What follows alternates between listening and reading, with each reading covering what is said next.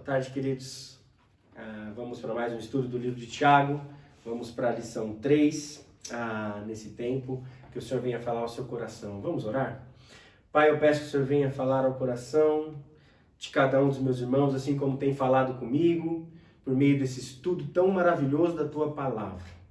Peço que o Senhor venha agora, Deus, atingir ali o mais profundo do nosso ser, com o poder que a Tua Palavra tem de espada de dois gumes, que penetra no fundo do coração, e que isso possa gerar em nós vida, para a Tua honra e para a Tua glória, em nome de Jesus. Amém. Amém? A ideia do livro de Tiago agora, a gente vai pegar trechos e trazer temas, como a gente falou na lição passada, a gente falou sobre o valor das provações.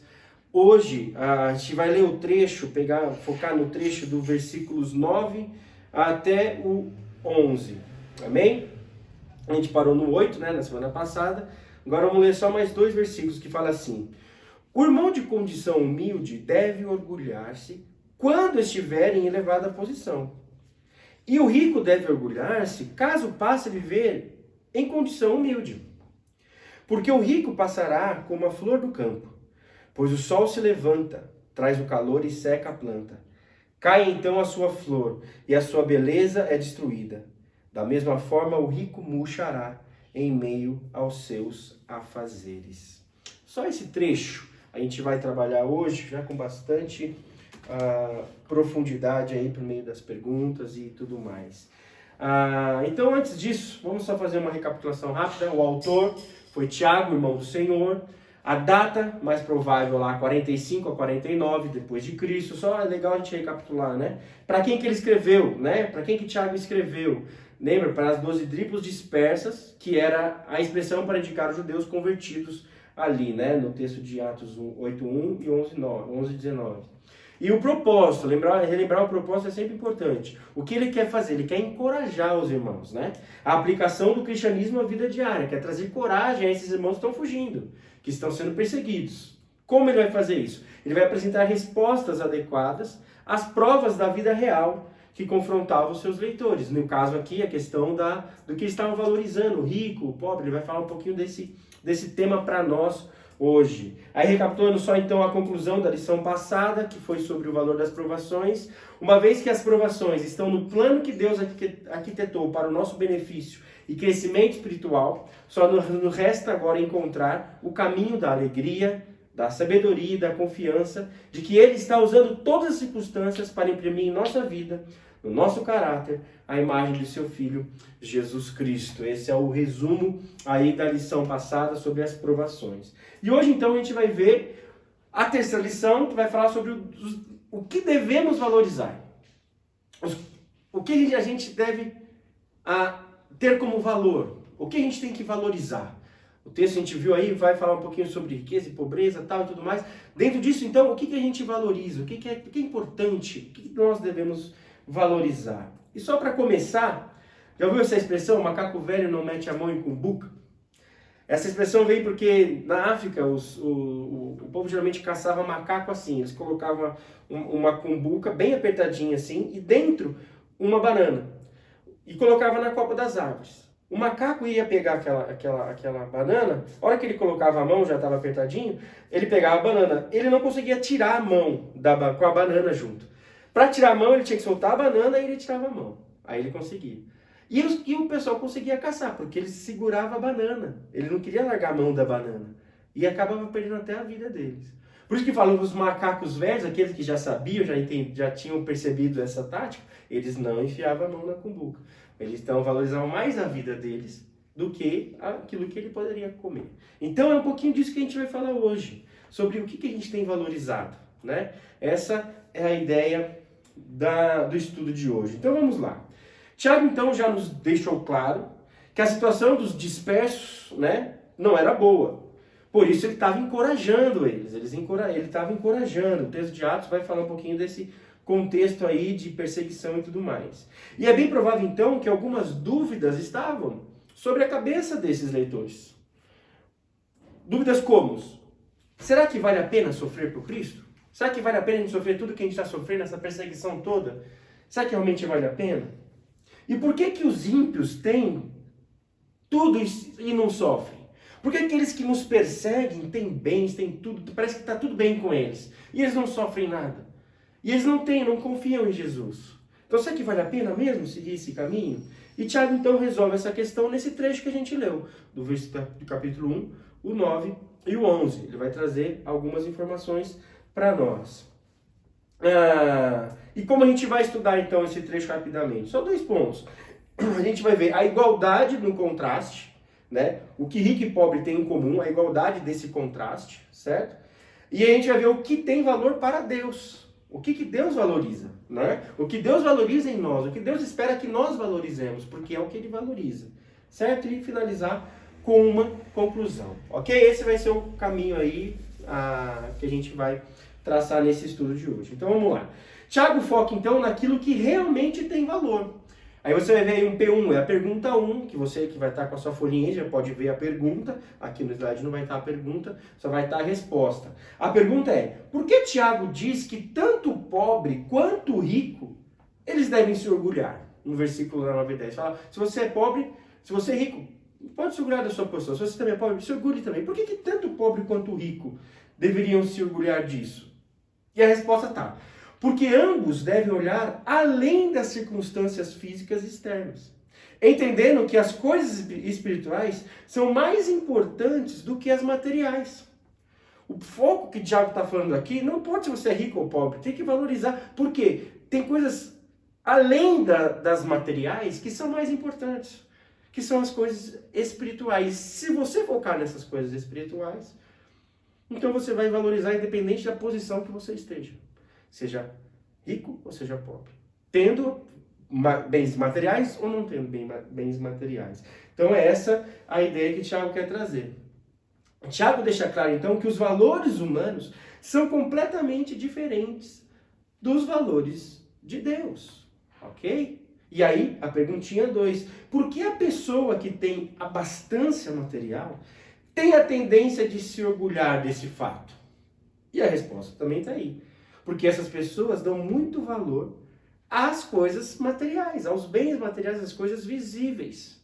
Então acha que conquistando essas coisas, os bens materiais, ou até o dinheiro, o poder, o status, então se orgulham, acha que isso é o que torna ela alguém. E na verdade não é. Na verdade, esses valores que o mundo tem para nós, não são os mesmos valores que Deus tem para nós. Amém? Então vamos seguir aí, a gente vai entender um pouquinho melhor essa questão. Então o Tiago continua aqui. Então o Tiago ensina que o rico, aqui é interessante, o Tiago está ensinando que o rico deve se orgulhar ao viver em humilde posição. Ou seja, se de repente você tem condições materiais e tudo mais, de repente passa a viver numa condição mais delicada, você deve se orgulhar disso. E o que isso nos ensina? E a pergunta 3 aí, né? Por que então a pobreza não pode ser encarada como resultado de incredulidade? Hoje a teologia da prosperidade fala muito disso. Não, você tem que, o cristão tem que ser próspero e tal. A pobreza é sinal de incredulidade, sinal que você não crê em Deus, sinal que você não... Será que é isso? E esse texto de Tiago deixa claro que não, porque ele fala lá a resposta. Primeiro, porque Tiago diz que o rico deve se orgulhar ao passar por momentos mais humildes em sua vida. Ou seja, então, a humildade, não humildade do sentimento, mas a condição simples, não é sinal de incredulidade. A pobreza não é sinal de incredulidade. A falta de prosperidade, como o mundo fala, não é sinal de incredulidade. Porque o Tiago está falando, você deve se orgulhar se passar por isso. Por isso, quando alguém diz que o crente pobre é incrédulo, pois não crê na prosperidade de Deus, na verdade o problema não está com o crente pobre, mas com aquele que julga, pois está focando, né, nos valores do mundo. Está falando então o crente abençoado, aquele próximo que tem condições, esse é o crente abençoado. Não. O filho do homem não tinha onde reclinar a cabeça. Jesus não tinha onde reclinar a cabeça, então não tem nada a ver uma coisa com a outra. A gente não pode confundir as coisas. Jesus passou por situações difíceis aqui, né? Então, essa teologia da prosperidade, não caia nela não. Que diz, se você é pobre, então porque você não confia em Deus, Deus não te abençoa porque você não confia nele. Parece que meio que os amigos de Jó ali, né? Essa acusação. Então isso não tem nada a ver. E é isso que Tiago está nos ensinando. Por quê? Porque no contexto, provavelmente nessa perseguição, apesar de ter muitos de elevada posição já convertidos ao cristianismo, provavelmente ia começar a ser perseguido e perder essas situações. Né? Então Tiago já está então mostrando aqui, olha, se você está em elevada posição, não se orgulhe ao passar por momentos de dificuldades, de humildade, ok? Então o Tiago já está ensinando isso. Então a gente já quebra essa questão da teologia da prosperidade. E o outro lado, a pergunta 4, né, nesse mesmo ponto. Por que então nem todo cristão tem tudo o que precisa, tá até entre aspas aí, materialmente falando? E a resposta é porque o verdadeiro cristão se preocupa mais com as coisas que Deus valoriza e não com as coisas que o homem valoriza. Por isso, se ele tem coisas materiais ou bens materiais, amém. Se não tem, amém também.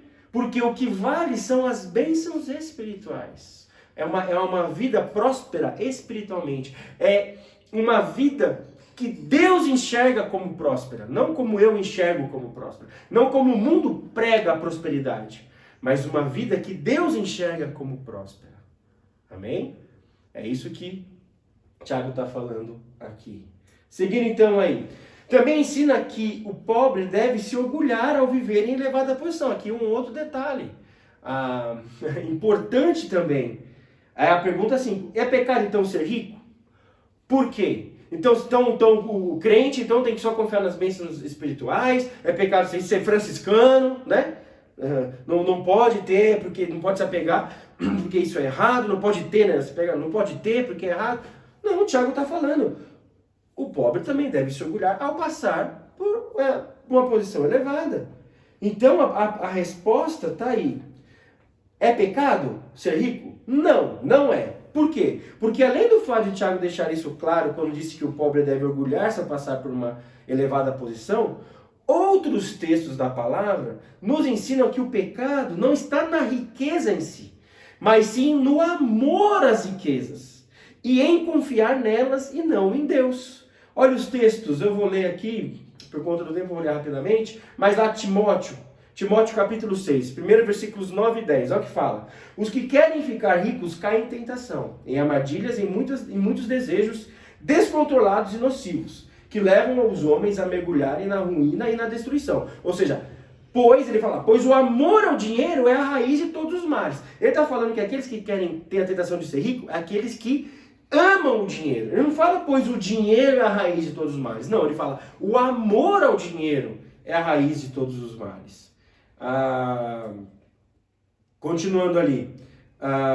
Algumas pessoas, por cobiçarem o dinheiro, desviaram-se da fé e se atormentaram a si mesmas com muitos sofrimentos. Aí lá no versículo 17 até o 19 vai falar assim: ordene aos que são ricos no presente mundo que não sejam arrogantes, nem ponham sua esperança na incerteza da riqueza, mas em Deus, que de tudo nos provê ricamente, para a nossa satisfação. Ordene-lhes que pratiquem o bem, sejam ricos em boas obras, generosos e prontos para repartir. Dessa forma, eles acumularão um tesouro para si mesmos, um firme fundamento para a era que há de vir, e assim alcançarão a vida eterna. Ou seja, ele fala, o que tem posição, aquele que está entre você tem posição, não deixe de se orgulhar disso, mas que Deus está dando isso para ele abençoar as outras pessoas. Faça ele ser rico em boas obras. Se Deus está dando condição, não é para a gente gastar com a gente mesmo. É para a gente orar e para Deus, onde o Senhor quer que a gente distribua isso. Para quem o Senhor deseja que quem o Senhor quer abençoar através da nossa vida. Amém? Para a gente não se apegar nisso, porque não são essas bênçãos materiais que nos fazem, que nos deixam bem. Não, são as bênçãos espirituais. Saber que eu estou fazendo aquilo para Deus. Saber que eu estou sendo abençoado espiritualmente por Deus. Amém? Então, essa questão também, não. Então, o crente tem que ser pobre, não pode, porque senão ele vai se orgulhar. Não, há um perigo em se orgulhar com as riquezas? Claro que há. Porém, não é a riqueza o problema, é o coração. É o coração amar aquilo. É o coração ser escravo daquilo. Entendeu? Então, esse é o ponto aí de Tiago. Então, seguindo aí. E a ilustração do versículo 11 nos ensina mais do que o problema das riquezas. Ela nos ensina que tudo que valorizamos nesse mundo passa mas as coisas eternas não passam. Versículo 11 fala, né, que como a flor, né, ele vai falar no versículo 11, pois o sol se levanta, traz o calor e seca a planta. Cai então a sua flor e a sua beleza é destruída. Da mesma forma, o rico murchará em meio aos seus afazeres. Ou seja, quem confia nessas coisas daqui, nos bens daqui, na prosperidade daqui, isso aqui passa. Isso aqui seca, isso aqui acaba. Ninguém vai levar nada para a eternidade. Mas confiar no Senhor não, é eterno. Isso vale, né? Já em Mateus, Jesus vai falar, acumule tesouro no céu e não na terra, né? Então esse é o nosso coração. Não que seja pecado acumular tesouro aqui, não, não é pecado. O pecado é você amar o tesouro daqui, achar que você vai levar o tesouro daqui para o céu. Não, não. Aí é errado. Mas você ter tesouro aqui e ter principalmente o entendimento ali desculpa, da generosidade, de entender que Deus está te abençoando para você abençoar outras pessoas, isso é fundamental. Amém? Então, pergunta 6 então aí. Por que dinheiro, beleza, inteligência não tem para Deus o mesmo valor que tem para nós? Porque Deus enxerga as coisas espirituais e a gente se limita a enxergar as coisas dessa terra.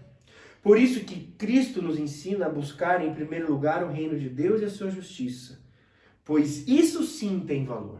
Como eu falei, né? Como há tesouro no céu. Buscar primeiramente as coisas do céu, as coisas do reino de Deus. Amém? Seguindo aí. Dessa maneira, então, Tiago nos força a perguntar o que tem valor para Deus. A gente viu aí, então, até agora a igualdade, né? Nesse contraste, né? Entre o rico e o pobre. Para Deus não tem diferença. A diferença é onde está o meu coração. Tanto quem tem, quem não tem, para Deus não tem diferença nenhuma. A diferença é onde está o meu coração. Se estão nas bênçãos realmente de Deus ou se nas bênçãos materiais. Aí não importa se eu sou rico ou se eu sou pobre. A importância está no coração. Amém?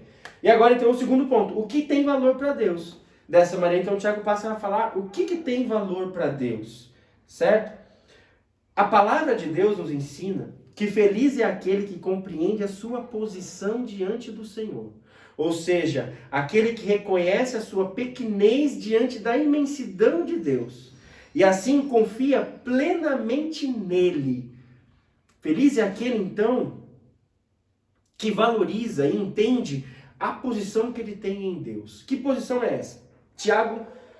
Mateus 5,3 vai falar: bem-aventurados os pobres de espírito, pois dele é o reino de Deus. Ou seja, pobres, humildes, aqueles que reconhecem quem ele é, tão pequeno diante de Deus. E o próprio Tiago vai falar lá no capítulo 4, versículo 6, fala: mas ele nos concede graça maior. Por isso diz a Escritura: Deus se opõe aos orgulhosos, mas concede o quê? Graça aos humildes. Deus concede graça aos humildes. Ou seja, aqueles que reconhecem a posição que tem diante de Deus. Não é nada, é humilde, se rasga, é pobre, não tem nada a oferecer para Deus. É pequeno, tem que se humilhar diante de Deus. Pobre de espírito, essa é a ideia. E a pergunta 7 é então assim: o que nós cristãos devemos então aprender para entendermos quais coisas têm valor para Deus? E a resposta daí: devemos aprender que a nossa arrogância diante de Deus, porque Deus se opõe aos orgulhosos, mas concede graça aos humildes. A nossa arrogância diante de Deus não nos leva a nada. Por isso devemos o quê? Nos humilhar perante a majestade e soberania de Deus e confiar plenamente nele. Agindo assim, entenderemos o que ele realmente valoriza. Você quer entender o que Deus valoriza? Primeiramente, querido, seja pobre de espírito. Seja humilde. Se lance diante do Senhor, reconhecendo que você não tem nada para oferecer para ele. Se humilhe diante da poderosa mão de Deus. E aí Deus, o que ele vai falar? Deus, ele se opõe aos orgulhosos, mas ele faz o que com os humildes? Exalta os humildes. Amém? Então vamos lá. E ele concede graça, né, aos humildes. Então, seguindo aí. Em Romanos, Paulo também vai nos ensinar do que podemos nos orgulhar. Olha lá o texto de Romanos, capítulo 5, versículo 1 ao 5, fala: tendo, pois, sido justificados pela fé, temos paz com Deus, por nosso Senhor Jesus Cristo, por meio de quem obtivemos acesso pela fé a essa graça na qual agora estamos firmes. E nos gloriamos, o que a gente tem que se gloriar? Nos gloriamos na esperança da glória de Deus. Não só isso, mas também nos gloriamos nas tribulações, Porque sabemos que a tribulação produz perseverança. A perseverança é um caráter aprovado. E o caráter aprovado, esperança. E a esperança não nos decepciona, porque Deus derramou seu amor em nossos corações por meio do que o Espírito Santo, por meio do Espírito Santo que Ele nos concedeu. Ou seja, a gente tem que se gloriar na nossa posição em Cristo. A nossa posição em Cristo. E aí vem a pergunta 8, nossa posição de estarmos debaixo da graça de Deus, né? Como devemos nos comportar e agir diante do fato de Deus ter dado o seu Filho para a nossa redenção? A nossa posição já é muito valiosa lá. Devemos agir como Paulo. Ele entendeu que a graça de Deus lhe bastava. Ou seja, se compreendermos realmente o que Deus fez por nós, nada mais terá tanto valor e, consequentemente, agiremos visando, de alguma forma, fazer valer tamanho ato de amor pela nossa vida. Filipenses 2,12, põe em ação a salvação de vocês. Ou seja, se eu entendo, eu me humilho diante de Deus. Aí Deus revela o que Ele fez por mim, a minha posição, nossa posição que Ele deu em nós. Somos justificados por Cristo. E agora então, eu vou me gloriar nessa posição, vou entender essa posição e vou colocar em ação essa salvação. Porque agora eu vou tentar viver uma vida de gratidão a Deus por tudo aquilo que Ele fez por mim. E nisso eu vou me gloriar também nos momentos difíceis, como a gente viu na semana passada. Esses momentos difíceis vão nos moldando, vão nos amadurecendo. Eu vou valorizar as tribulações. Olha isso, que interessante o texto de Romanos. Olha a inversão do que o mundo colocou hoje que a gente tem que valorizar. Para o que Deus valoriza. Deus valoriza muitas vezes a nossa aprovação, para nos dar esse caráter aprovado que fala aqui e tudo mais. A nossa posição em Cristo. Paulo entendeu isso, Senhor, a sua graça é o suficiente para mim. Não preciso mais de nada a não ser a sua graça. Isso já me completa, isso já é o suficiente. Isso já tem que me fazer viver uma vida para a glória de Deus. Amém? É isso que Deus valoriza. E a gente tem que valorizar a nossa salvação, aquilo que Deus fez por nós. E viver uma vida grata por isso. Amém? Então, da nossa esperança, da glória de Deus, e também nos gloriar na dignidade das tribulações, né? Como eu falei aqui. A tribulação vai nos moldando, vai dando para nós um caráter aprovado. Pedro também nos ensina que devemos nos orgulhar. Ele fala lá em 1 Pedro, né? Vai falar, vocês, porém, são uma geração eleita, sacerdócio real, nação santa, povo exclusivo de Deus. Olha o que nós já temos. Olha a bênção espiritual que nós já temos. Para anunciar as grandezas daquele que o chamou das trevas para a maravilhosa luz. Antes vocês nem sequer eram povo, mas agora são povo de Deus. Não haviam recebido misericórdia, mas agora a receberam. Ou seja, temos que nos valorizar o quê? Nós somos raça eleita, nós temos uma linhagem de vida, divina. Somos sacerdócio real, temos acesso à presença de Deus continuamente. Olha isso, o sacerdócio era esse. O sumo sacerdote era aquele que entrava uma vez por ano só na presença de Deus. Hoje não, nós somos sacerdotes reais. Nós temos acesso a essa presença de Deus a todo momento. Ele habita em nós, né? Somos nação santa, nós somos separados para um propósito ou com um propósito. Nós temos propriedade, somos propriedade exclusiva de Deus. Deus nos comprou com o sangue do Filho Jesus, do seu Filho Jesus. Ou seja, somos alvos dos cuidados de Deus. Olha aí quanta bênção espiritual que a gente está falando, que é o que a gente tem que valorizar. E nós temos propósito, temos o privilégio de compartilhar o que Deus tem feito por nós, a fim de anunciar as maravilhas daquele que o chamou das trevas para a luz. A gente tem esse propósito. Se a gente tem que valorizar para aquilo que nós fomos chamados, trazer luz para esse mundo que está em trevas. Amém? Isso que a gente tem que valorizar. Somos raça eleita, sacerdócio real, nação santa, povo de propriedade exclusiva de Deus, a fim de proclamar, ou seja, ter um propósito, proclamar que Deus veio tirar o homem das trevas para a luz. Então, nós cristãos devemos valorizar todas essas coisas espirituais, pois sem dúvida são infinitamente mais preciosas do que qualquer valor que o homem pode ter hoje. E é isso que Deus valoriza, essas bênçãos espirituais. Amém? E a gente tem que valorizar isso para a glória e honra do nome dele. Olha, isso que tem valor para Deus. Tudo que ele já nos deu. Amém? E a escala de valores de Deus, então, é infinitamente superior à dos homens. Esses valores espirituais são infinitamente superiores a qualquer valor material. Amém? E a pergunta 9 e última pergunta é: o que acontecerá conosco quando procurarmos ajustar nossa escala de valores à escala de valores de Deus? O que vai acontecer? Se na prática da nossa vida procurarmos estabelecer os valores de Deus, não tenho dúvida de que teremos sucesso, pois isso não dependerá das circunstâncias. Se temos ou não dinheiro e poder, se somos ou não inteligentes e bonitos, dependerá única e exclusivamente do nosso coração, que estará em plena comunhão com o Criador, valorizando tudo aquilo que Ele dá valor. Amém? Tudo isso que a gente comentou na pergunta anterior. E concluindo então, quais são os meus valores? Quais são os seus valores? O que você tem valorizado? As coisas que o mundo valoriza como prosperidade? Inteligência, beleza, conhecimento, poder, dinheiro, bens? Ou as coisas que Deus valoriza? As coisas espirituais, a nossa salvação, a nossa posição, a nossa proclamação de proclamar salvação, tirar aqueles que estão das trevas para a luz, da vida, da morte eterna para a vida eterna. O que mais tem valor para você? O que mais tem valor para mim? Será que eu tenho valorizado a aparência da casa, o trabalho que eu tenho, o dinheiro que eu tenho, a beleza? Será que eu tenho segurado a cumbuca, sem perceber que enquanto eu se agarro, segurando aquilo que eu valorizo, estou acumulando para mim, na verdade, um prejuízo de morte eterna, muitas vezes. Você quer uma riqueza que vale realmente a pena? Ela não está no mundo. Ela está reservada para nós nos céus, está em Deus.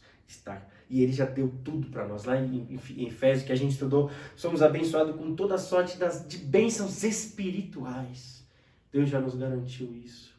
A gente tem que se agarrar nisso e viver com isso. Amém?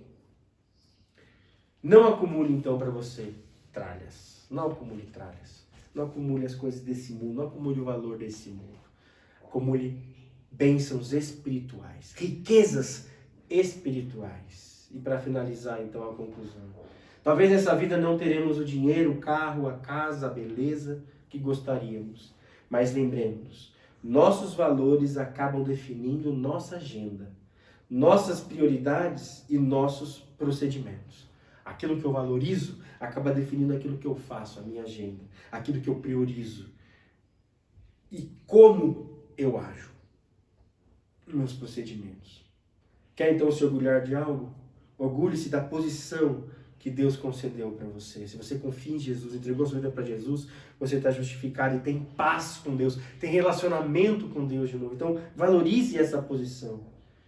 Valorize as provisões que Ele tem lhe dado e a herança que Ele te prometeu.